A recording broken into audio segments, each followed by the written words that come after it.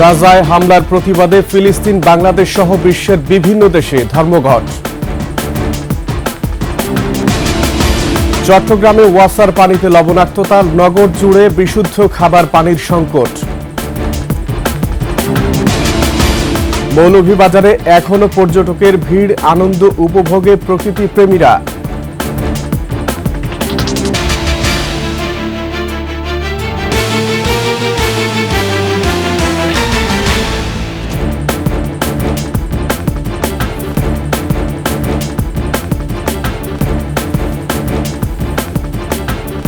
শুনছিলেন সংবাদ শিরোনাম। আমন্ত্রণ ২১ সংবাদের সাথে আছি আমি আকবর হোসেন সুমন।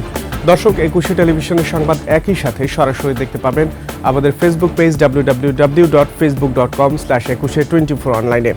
এছাড়া সাবস্ক্রাইব করতে পারেন www.youtube.com/21etv চ্যানেলে।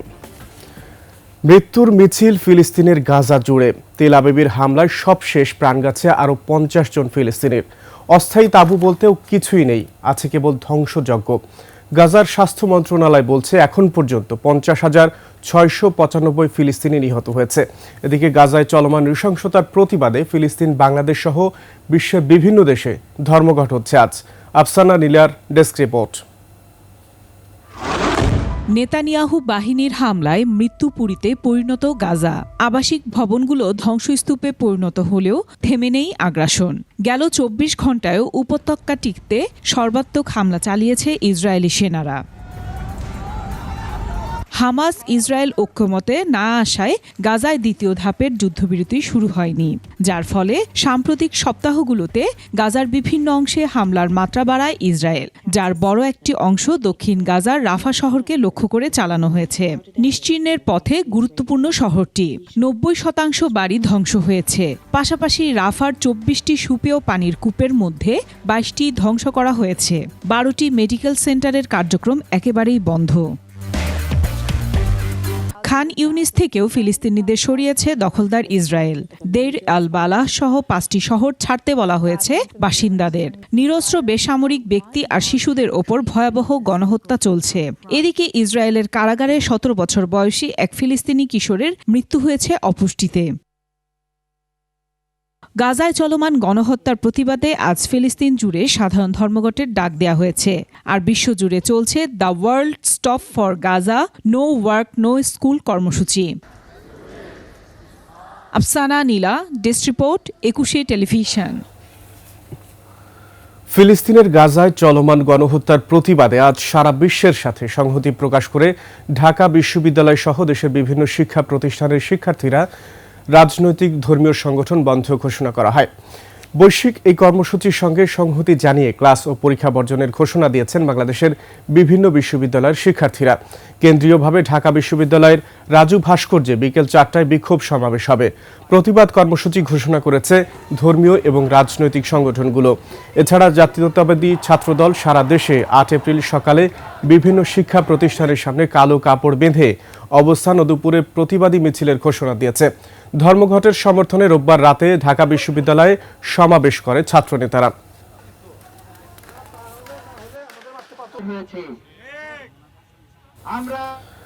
দর্শক, ঢাকা বিশ্ববিদ্যালয়ে আছেন আমাদের সহকর্মী মাহতাব মিনহাজ। সরাসরি চলে যাচ্ছি তার কাছে।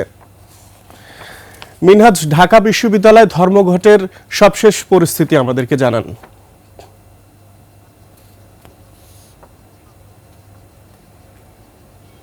ধন্যবাদ সুমন। আসলে আপনি যেমনটি বলেছেন সংবাদে যে সারা বিশ্বের সঙ্গে তাল মিলিয়ে ঢাকা বিশ্ববিদ্যালয় আজ ক্লাস এবং পরীক্ষা কর্মসূচি পালন করছে। ক্লাস বর্জনের যে কর্মসূচি তারা সেটা কিন্তু সকাল ৯টা থেকে ইতোমধ্যে শুরু করেছে। আপনাকে একটু বলে রাখি যে আসলে গাজায় যে গণহত্যা চলছে সেই গণহত্যার প্রতিবাদে ফিলিস্তিনের যে নিগৃহীত গাজাবাসী রয়েছেন তারা কিন্তু সারা পৃথিবীর মানুষের কাছে, সারা পৃথিবীর দেশগুলোর কাছে আহ্বান জানিয়েছেন যে যেন সারা পৃথিবীর সমস্ত দেশগুলো, সমস্ত অফিস আদালত, স্কুল প্রতিষ্ঠান সব কিছু যেন বন্ধ রাখে সোমবার ৭ই এপ্রিল। সেই আহ্বানে সাড়া দিয়ে কিন্তু সারা পৃথিবীতে আজ এই কর্মসূচিটি পালন করা হচ্ছে। সেই সারা পৃথিবীর সঙ্গে সংহতি প্রকাশ করে ঢাকা বিশ্ববিদ্যালয় কিন্তু সকাল 9টা থেকে আপনি যেমনটি শুরুতেই বললাম যে তারাও আসলে ক্লাস এবং সকল ধরনের পরীক্ষা আসলে সকাল থেকে তারা এর মধ্যে কর্মসূচিটি পালন করেছে বর্জনের। আমরা এটিও জানি যে আসলে শিক্ষার্থীদের সঙ্গে সংহতি প্রকাশ করে ঢাকা বিশ্ববিদ্যালয়ের যে প্রশাসন তারাও কিন্তু আসলে সকাল 9টা থেকে 11টা পর্যন্ত ঢাকা বিশ্ববিদ্যালয়ের সকল ধরনের প্রশাসনিক কার্যক্রমও কিন্তু বন্ধ রেখেছেন। আমরা ক্যাম্পাসে এসে যেমনটি দেখতে পেয়েছি যে আসলে শিক্ষার্থীদের সবসময় যেমন একটি সরব উপস্থিতি থাকে, আমরা কিন্তু আজ ক্যাম্পাসে একেবারে শিক্ষার্থীদেরকে দেখতেই পাচ্ছি না। পুরো ক্যাম্পাস একেবারে বলা চলে যে ফাঁকা রয়েছে। আমরা প্রশাসনিক ভবনের সামনে আছি, এখানে আমরা একজন কর্মকর্তাকে পেয়েছি, এখানে সহকারী রেজিস্ট্রার আছেন একজন আমাদের সঙ্গে। আমরা একটু তার সঙ্গে কথা বলতে চাই। আসলে আপনারা সকাল 9টা থেকে 11টা পর্যন্ত কর্মসূচি পালন করছেন, সকল ধরনের কার্যক্রম বন্ধের। আসলে বিষয়টি নিয়ে একটু আপনি বলবেন। বিষয়টা হচ্ছে যে ধন্যবাদ আপনাকে। সেটা হচ্ছে যে আপনারা অবশ্যই জানেন যে ইসরায়েল কর্তৃক গাজাতে যে ইতিহাসের নির্মমতম গণহত্যা চলছে, তার গণহত্যার প্রতিবাদে আজকে সারা বিশ্বব্যাপী শিক্ষার্থীদের মধ্যে একটা প্রতিবাদ ঝড় উঠেছে। তেমনিভাবে আমাদের ঢাকা বিশ্ববিদ্যালয়ের পরিবার, বিশেষ করে আমাদের ছাত্র শিক্ষক কর্মকর্তা কর্মচারীও আমরা একত্রতা পোষণ করে আজকে সকাল 9টা থেকে 11টা পর্যন্ত আমরা আমাদের অফিস প্রশাসনিক কার্যক্রম এবং শিক্ষার্থীদের কার্যক্রম বন্ধ রেখেছি এবং আমরা সম্পূর্ণরূপে একাত্মতা প্রকাশ করছি। ধন্যবাদ আপনাকে। একবার যেমনটি শুনছিলেন, আসলে প্রশাসনের একজন কর্মকর্তা বললেন যে তারাও আসলে শিক্ষার্থীদের সঙ্গে একাত্মতা পোষণ করে তাদের সমস্ত কার্যক্রম সকাল 11টা পর্যন্ত বন্ধ রেখেছেন। একবার আপনাকে জানিয়ে রাখি, এছাড়াও ঢাকা বিশ্ববিদ্যালয়ের সঙ্গে কেন্দ্রীয়ভাবে ঢাকা বিশ্ববিদ্যালয়ের সঙ্গে সংহতি প্রকাশ করে দেশের বিভিন্ন সরকারি বেসরকারি বিশ্ববিদ্যালয়, কলেজ এবং মেডিকেল কলেজ এবং ডেন্টাল কলেজ বিশ্ববিদ্যালয় বেশিরভাগই কিন্তু আসলে তারাও একই কর্মসূচি পালন করছে সারা দেশ জুড়ে। তো আকবর, এ ছিল এখান থেকে আসলে আমার কাছে সর্বশেষ সংবাদ। মিনহাজ, আপনাকে ধন্যবাদ। দর্শক, ঢাকা বিশ্ববিদ্যালয় থেকে আমাদের সঙ্গে যুক্ত হয়েছিলেন সহকর্মী মাহতাব মিনহাজ, জানাচ্ছিলেন ধর্মঘটের সবশেষ খবর। এবার চলে যাচ্ছি খুলনা বিশ্ববিদ্যালয়ে আছেন প্রতিনিধি আশরাফুল ইসলাম নূর, সরাসরি যাচ্ছি সেখানে। নূর, বৈশ্বিক ধর্মঘটে খুলনায় শিক্ষা প্রতিষ্ঠানে কি ধরনের উদ্যোগ নেওয়া হয়েছে, আপনি কি দেখছেন? আমরা এখন দাঁড়িয়ে আছি খুলনা বিশ্ববিদ্যালয়ের অদম্য বাংলার সামনেই। আমরা এখানে এসে জানতে পেরেছি যে খুলনা বিশ্ববিদ্যালয়ের শিক্ষার্থীদের উদ্যোগে সকাল 10:30টার সময় অদম্য বাংলা থেকে হাদি চত্বর থেকে শুরু হবে। এখানে ইসরায়েলের বিরুদ্ধে ইসরায়েলি যে আগ্রাসন, যে গাজায় যে হত্যাযজ্ঞ চালাচ্ছে তার প্রতিবাদে বিক্ষোভ কর্মসূচি শুরু করবে খুলনা থেকে। খুলনা বিশ্ববিদ্যালয়ের শিক্ষা কর্মচারী কর্মকর্তা সকলেই এই কর্মসূচির সাথে একত্রতা প্রকাশ করেছেন এবং বিকাল 3:30টায় খুলনার শিববাড়ি চত্বর থেকে শুরু হবে সর্বদলীয় ব্যানারে বিক্ষোভ কর্মসূচি। এই বিক্ষোভ কর্মসূচি থেকে যে ইসরায়েলি আগ্রাসন, যে ইহুদি নাছাড়া দখলদার গোষ্ঠী নিরীহ নিরস্ত্র ফিলিস্তিনের গাজা উপত্যকায় যে ইতিহাসের বর্বরচিত হত্যাযজ্ঞ চালাচ্ছে, সেই হত্যাযজ্ঞর প্রতিবাদে এবং জাতিসংঘ, ওআইসি সহ বিশ্ব সভাগুলোর নীরবতায় বিশ্ব মুসলিম উম্মার যে রক্তক্ষরণ হচ্ছে তার প্রতিবাদেই খুলনা সারা দেশের ন্যায় উত্তাল হয়ে উঠবে কিছুক্ষণ বাদেই। এবং জানতে পেরেছি বৈষম্য বিরোধী ছাত্র আন্দোলনের ব্যানারে ছাত্র সমাজ তারা ইসরায়েলি পণ্য বিক্রি বন্ধের দাবিতে প্রচার অভিযান চালাবে। 10:30টা থেকে শুরু হবে, সেটা দিনব্যাপী। ইসরায়েলি যে পণ্যগুলো বাংলাদেশে তথা বিভিন্ন বিক্রি হয়, বিপণন হয়, সেই বিপণের প্রতিবাদে এবং ইসরায়েল যে ইহুদি নাছাড়া যে ইতিহাসের বর্বরচিত হত্যাযজ্ঞ চালাচ্ছে, এই হত্যাযজ্ঞের প্রতিবাদে সারা দেশ তথা বিশ্বের প্রতিবাদের অংশ হিসেবে খুলনা কিন্তু কিছুক্ষণের মধ্যেই উত্তাল হয়ে উঠবে বলে আমরা জানতে পেরেছি। সুমন, এই ছিল আমার কাছে খুলনা থেকে সর্বশেষ। নূর, আপনাকে ধন্যবাদ। দর্শক, খুলনা বিশ্ববিদ্যালয় থেকে যুক্ত হয়েছিলেন আমাদের সহকর্মী নূর। আমরা শেষ করলাম এই মুহূর্তের সরাসরি সম্প্রচার। আজ সকাল 11টার মধ্যে সরকারের কোনো প্রতিনিধি শহীদ মিনারে এসে কথা না বললে প্রধান উপদেষ্টার বাসভবন যমুনা ঘেরাও করার আলটিমেটাম দিয়েছে বিডিআর কল্যাণ পরিষদ। 2 দফা দাবিতে কেন্দ্রীয় শহীদ মিনার অবস্থান কর্মসূচি পালন করে এই আলটিমেটাম দেন সংগঠনের সভাপতি ফয়জুল আলম সবুজ। এ সময় 18,519 জনকে চাকরিতে পুনর্বহাল ও ক্ষতিপূরণ এবং রাষ্ট্রীয় সুযোগ সুবিধা নিশ্চিত করার দাবি জানানো হয়। এছাড়া মিথ্যা সাক্ষ্যের ভিত্তিতে দণ্ডিত নিরপরাধ জেল বন্দীদের দ্রুত মুক্তি দেওয়ার কথাও 2 দফা দাবিতে উল্লেখ করা হয়।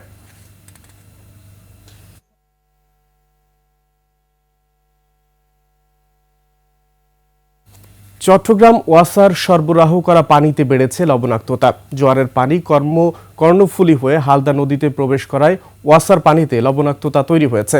ফলে নগরবাসীর কাছে সুপেয় পানি সরবরাহে হিমশিম খাচ্ছে কর্তৃপক্ষ। এতে বিভিন্ন এলাকায় দেখা দিয়েছে বিশুদ্ধ পানির সংকট। চট্টগ্রাম থেকে রিপোর্ট করছেন হাসান ফেরদৌস, ক্যামেরায় ছিলেন বিপ্লব মজুমদার। চট্টগ্রামে ওয়াসার পানির দৈনিক চাহিদা 58 কোটি লিটার। 4টি শোধনাগার প্রকল্প থেকে সরবরাহ করা হচ্ছে প্রায় 46 থেকে 47 কোটি লিটার পানি। হালদা নদীতে লবণাক্ততা বেড়ে যাওয়ায় মহড়া পানি শোধনাগার প্রকল্পের উৎস থেকে পানি সংগ্রহ কমিয়েছে কর্তৃপক্ষ। বর্তমানে এই শোধনাগার থেকে দৈনিক 3 কোটি লিটার পানি কম পাচ্ছে ওয়াসা। ফলে নগর জুড়ে তৈরি হয়েছে হাহাকার। নিয়মিত এটা সাফার করতেছি, তার মধ্যে আমরা মাসে মাসে বিল দিচ্ছি, তার মধ্যে আমরা আবার এখন জারের পানি খাচ্ছি। বাইরে থেকে কিনে আনতে হয়, আমাদের অনেক সমস্যা, ক্রাইসিসের মধ্যে পড়ে যেতে হয়, কারণ সবসময় তো আর রান্নাবান্নার জন্য কিনে খাওয়া যায় না। ওয়াসা বলছে বৃষ্টি কম হওয়ায় কাপ্তাই হ্রদ থেকে পানি ছাড়া কমিয়েছে বিদ্যুৎ উন্নয়ন কর্তৃপক্ষ। উজানের পানি কমে যাওয়ায় কর্ণফুলীর জোয়ারের পানি হালদায় প্রবেশ করছে। এতে মহড়া পানি শোধনাগার প্রকল্পে লবণাক্ত পানি পরিশোধন করতে হচ্ছে। হালদা থেকে সংগ্রহ করা প্রতি লিটার পানিতে পাওয়া যাচ্ছে 600 মিলিগ্রাম লবণ, পরিশোধনের পর থাকছে 250 মিলিগ্রাম। পানিতে লবণাক্ততা বেড়ে যাওয়ায় স্বাস্থ্য ঝুঁকি পাচ্ছে বলে জানান চিকিৎসকরা। বিশেষ করে শিশু, বৃদ্ধ, অন্তঃসত্ত্বা নারী, ডায়াবেটিস ও উচ্চ রক্তচাপে আক্রান্ত রোগীদের জন্য লবণাক্ত পানি ক্ষতিকর। ওয়ার্ল্ড হেলথ অর্গানাইজেশন আমাদের একটা রিকমেন্ডেশনস লেভেল ঠিক করে দিয়েছেন আর কি। তো এর চেয়ে যদি বেশি মাত্রাতিত লবণ আমরা যদি কনজিউম করি, তো সেই ক্ষেত্রে স্বাস্থ্যের একটা এফেক্ট হয়। তাহলে ভেরি কেয়ারফুল থাকতে হবে। যাদের হাই প্রেশার আছে, যাদের কিডনি প্রবলেম আছে, যাদের হার্টের প্রবলেম আছে, তাদেরকে ভেরি কেয়ারফুলি এই লবণাক্ত পানি থেকে পরিহার থাকা। হালদার যে পয়েন্ট থেকে ওয়াসার পানি উত্তোলন করে সেখানে লবণাক্ত বেশি হওয়ায় জোয়ারের সময় পানি উত্তোলন বন্ধ রাখা হচ্ছে বলে জানান কর্তৃপক্ষ। সমস্যার সমাধানে স্থায়ী উদ্যোগ নেওয়ার কথাও জানান তারা। আমাদের যে মহড়া ওয়াটার ট্রিটমেন্ট প্ল্যান্টটা, সেটা আপনার কর্ণফুলী এবং হালদার কনফ্লুয়েন্স থেকে 0.5 কিলোমিটার দূরে। তো এটা খুব সহজেই আমাদের ট্রিটমেন্ট প্ল্যান্টের ওখানে চলে আসে। তো যার ফলে আমাদের স্যালাইনিটি, ওই প্ল্যান্টের স্যালাইনিটি বেড়ে যায়। প্রতি বছরই প্রায় মার্চ, এপ্রিল, মে মাসে এইভাবে চলে। তো আমরা এই কারণে পার্মানেন্ট একটা সলিউশনে চলে যেতে যাচ্ছি। চট্টগ্রাম ওয়াসার বর্তমান আবাসিক গ্রাহক ৭৮,৫৪৪টি, বাণিজ্যিক সংযোগ আছে ৭,৭৬৭টি। প্রায় ১,২০০ কিলোমিটার পাইপলাইনের মাধ্যমে নগরীতে পানি সরবরাহ করলেও প্রতিদিন পানির ঘাটতি থাকছে 12 থেকে 15 কোটি লিটার। হাসান ফেরদৌস, 21 টেলিভিশন, চট্টগ্রাম। দর্শক, চট্টগ্রামে ওয়াসা ভবনের সামনে আছেন সহকর্মী হাসান ফেরদৌস। এ বিষয়ে আরো জানতে সরাসরি চলে যাচ্ছি তার কাছে। ফেরদৌস, নগরে বিশুদ্ধ খাবার পানির সংকট তৈরি হয়েছে, আপনি জানালেন। এই ওয়াসা এই সংকট সমাধানে কি উদ্যোগ নিয়েছে?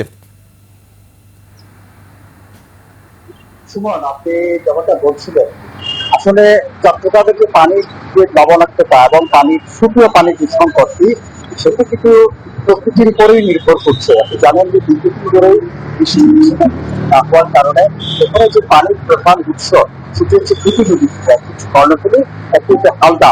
হালদা এবং কর্ণফুলী দুটি আবার সংযুক্ত হচ্ছে বঙ্গোপসাগর।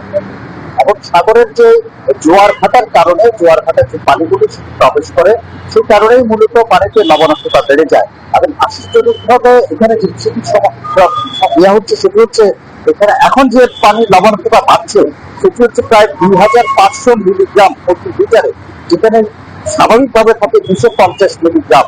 এই অস্বাভাবিক লবণাক্ততা বেড়ে যাওয়ার কারণে শহরবাসী যারা ওয়াসার পানি পান করেন তারা নানা রকমের রোগ ব্যাধিতে আক্রান্ত হচ্ছে, পানিবাহিত রোগে আক্রান্ত হচ্ছে। এখানে আরেকটা বিষয় যেটি করা দরকার, এবং আমরা অনেকের সাথে আপনাদের সাথে কথা বললাম, সেটি হচ্ছে কাপ্তাই লেক। কাপ্তাই লেকটি অনেক আগে ভরাট হয়ে গেছে। বেশিরভাগ অংশ কাপ্তাই লেকে যে পানি থাকে সেটি সাধারণত 93 থেকে 94 মিন সি লেভেল, ভূপৃষ্ঠ থেকে উপরে থাকার কথা, কিন্তু সেখানেও পানির স্তর কমে গেছে। সেখানে 5টি ইউনিট আছে জলবিদ্যুৎ কেন্দ্রের, এবং 5টি জলবিদ্যুৎ থেকে 240 ওয়াট বিদ্যুৎ উৎপাদন করার কথা, কিন্তু সেখানে মাত্র 40 মেগাওয়াট বিদ্যুৎ উৎপাদন হচ্ছে। 4টি বিদ্যুৎ কেন্দ্র বন্ধ পানির অভাবে। সেখানে যদি পর্যাপ্ত পানি থাকে, সেই পানিগুলো যদি ছেড়ে দেওয়া যায়, তাহলে নদীর যে পানির স্রোত ধারা সেটি স্বাভাবিক থাকে, এবং যদি এই সাগরের জোয়ারের সময় আর লবণাক্ততা পানি নদীতে প্রবেশ করতে পারে না।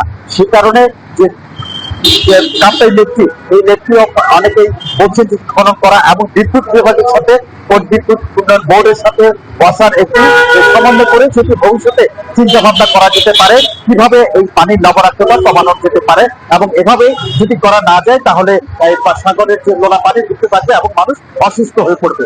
সুমন, দৌস, আপনাকে ধন্যবাদ। দর্শক, চট্টগ্রাম থেকে সহকর্মী হাসান ফেরদৌস জানাচ্ছিলেন বিশুদ্ধ পানির সংকট এবং সমাধানের কথা। এবার অন্যান্য প্রসঙ্গ। ছুটি শেষ হয়ে গেলেও এখনও পর্যটকের ভিড় রয়েছে মৌলভীবাজারে। বিভিন্ন পর্যটন স্পটে আনন্দ উপভোগ করছেন প্রকৃতিপ্রেমী পর্যটকরা। একদল ভ্রমণ শেষ করেছেন, নতুন করে আসছেন আরেক দল। মৌলভীবাজার প্রতিনিধি বিকুল চক্রবর্তীর তথ্য ছবিতে ডেস্ক রিপোর্ট। কিছু পর্যটক চলে গেলেও মৌলভীবাজারের নতুন নতুন ভ্রমণ পিপাসুর আগমনে পর্যটক সমাগমের কমতি হয়নি ঈদের অষ্টম দিনেও। আমরা ঢাকা থেকে এসেছি এই শ্রীমঙ্গল এই চা বাগান দেখার জন্য ফ্যামিলি নিয়ে। চা বাগান বধ্যভূমিতে আসছি, ভালো লাগলো। প্রচন্ড খরায় চা বাগান বিবর্ণ হয়ে যাওয়ায় এবার পর্যটকরা রাস্তার পাশে খুব একটা সবুজ চা বাগান পাননি, তাই অনেকে দূরের সবুজ চা বাগানে গিয়ে ছবি তুলছেন। বিভিন্ন লোকজন আসেন এবং গাছের সাথে ছবি তুলেন। চা বাগান নিয়ে আসছে, খুব সুন্দর শ্রীমঙ্গল দেখলাম, আর সুন্দর হোক। পর্যটকদের নিয়ে ব্যস্ত সময় পার করছেন শ্রীমঙ্গলের খোলা জিপ ইজি বাইকের চালকরা। ব্যস্ততায় কাটছে আবাসন পাড়ায়, ভিড় আছে ফিরতি বাসের কাউন্টারেও। আমাদের ঈদ উপলক্ষে প্রচুর পর্যটকদের সমাগম হচ্ছে। যারা নির্জনতাকে পছন্দ করে তারাই আমাদের এই রিসোর্টটাকে পছন্দ করেন। নিরাপত্তায় জেলা পুলিশের পাশাপাশি টুরিস্ট পুলিশও কাজ করে যাচ্ছেন। আমরা এই শ্রীমঙ্গলে যতগুলি স্পট আছে প্রত্যেকে আমরা চেষ্টা করে যাচ্ছি যেন পর্যটকরা সঠিকভাবে নিরাপদে সুন্দরভাবে তারা ঘুরতে পারে। Masum আলিসা, desk report, 21 television.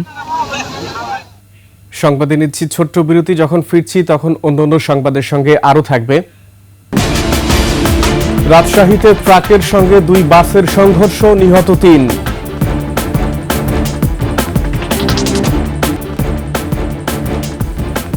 আবারও আমন্ত্রণ 21 সংবাদে। রাজশাহীতে ট্রাকের সঙ্গে দুই বাসের সংঘর্ষে বাস খাদে পড়ে 3 জন নিহত হয়েছে। এ সময় আহত হয় অর্ধশত। রাজশাহীর খড়খড়ি এলাকায় বরেন্দ্র বিশ্ববিদ্যালয়ের সামনে এই দুর্ঘটনা ঘটে। এ সময় একটি বাস ছিটকে রাস্তার পাশের খাদে পানির মধ্যে উঠে যায়। দুর্ঘটনায় নাসিম ও জুয়েল নামের 2 জন নিহত হয়। আহত হয় অর্ধশত। তাদের মধ্যে 15 জনের অবস্থা গুরুতর। আহতদের রাজশাহী মেডিকেল কলেজ হাসপাতালে ভর্তি করা হয়েছে। সেখানে চিকিৎসাধীন অবস্থায় আরও 1 জনের মৃত্যু হয়। 2টি বাসে প্রায় 90 জন যাত্রী ছিল। তারা সবাই চাঁপাইনবাবগঞ্জের শিবগঞ্জ উপজেলার রানীহাটি ইউনিয়ন শাখা জামায়াতে ইসলামীর নেতাকর্মী ও সমর্থক। প্রয়াত জামাত নেতা আল্লামা দেলোয়ার হোসেন সাইদির কবর জিয়ারত করতে পিরোজপুর যাচ্ছিলেন তারা।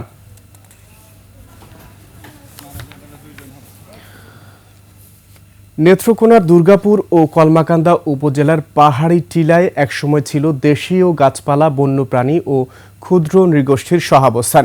কিন্তু এখন সবুজ বন উজাড় হয়ে জায়গা দখল করেছে ইউক্যালিপটাস ও আকাশমণি গাছ। পরিবেশবিদরা বলছেন এতে মারাত্মক হুমকির মুখে পড়েছে প্রকৃতির ভারসাম্য।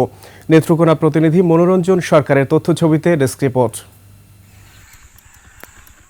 একসময় এই পাহাড়ে ছিল বাঘ, হরিণ, বানর, সাপ ও নানা প্রজাতির দেশীয় পশু পাখি। কিন্তু সামাজিক বনায়নের আওতায় কলমাকান্দা ও দুর্গাপুরের ছোট ছোট টিলায় ইউক্যালিপটাস ও আকাশমণি গাছের আধিপত্যে প্রাণীরা হারিয়েছে তাদের আবাস। পাখির কোলাহল মুখর বনভূমি আজ প্রায় নিঃশব্দ। ইউক্যালিপটাস ও আকাশমণি মাটির গভীর থেকে পানি শোষণ করায় আশপাশের মাটি শুকিয়ে যাচ্ছে। এতে পরিবেশ ও জীববৈচিত্র্য হুমকির মুখে পড়েছে। প্রকৃতির যে ভারসাম্য আছে সেটা নষ্ট হয়ে গেছে। তো ফল ফলান তো আমরা বেচা খাইতাম, এখন তো এই জিনিসগুলো নাই। প্রাকৃতিক বন তৈরি করলে আবার আমরা সেই আগের পরিবেশ ফিরে পাবো। ফলজ এবং বনজ গাছ রোপণ করার ফলে একদিক দিয়ে যেমন আর্থিকভাবে লাভবান হয়ে যায়, অন্য দিক থেকে পুষ্টির চাহিদাও পূরণ হয়। পরিবেশবিদরা বলছেন দ্রুত পরিকল্পিত ব্যবস্থা গ্রহণ করতে না পারলে নেত্রকোনার সবুজ পাহাড় ধূসর মরুভূমিতে পরিণত হবে। পাহাড়ি এলাকা থেকে শত শত পশু পাখি সীমান্তের দিকে চলে যাচ্ছে বা অন্য পার্শ্ববর্তী রাষ্ট্রে চলে যাচ্ছে। এদিকে বনের আগের অবস্থা ফিরিয়ে আনতে ওষুধি ও ফলজ গাছ রোপণের কথা বলছে স্থানীয় বন বিভাগ। শেষ সময় খাদ্য সংকটে জাম গাছ, পাতা, কচি পাতা বানর প্রিয় খাবার হয়ে থাকে। খাদ্য সংকটে এই ধরনের গাছগুলো আমাদের বনাঞ্চলে লাগানো হচ্ছে।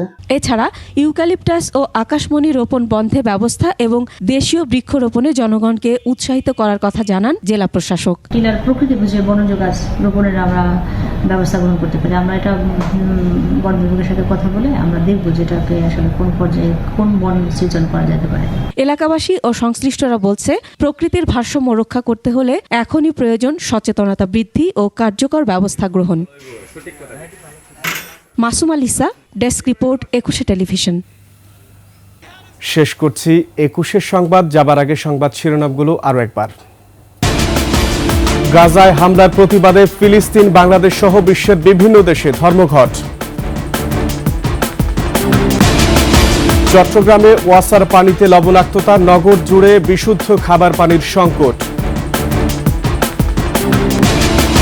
মৌলভীবাজারে এখনও পর্যটকের ভিড়, আনন্দ উপভোগে প্রকৃতি প্রেমীরা।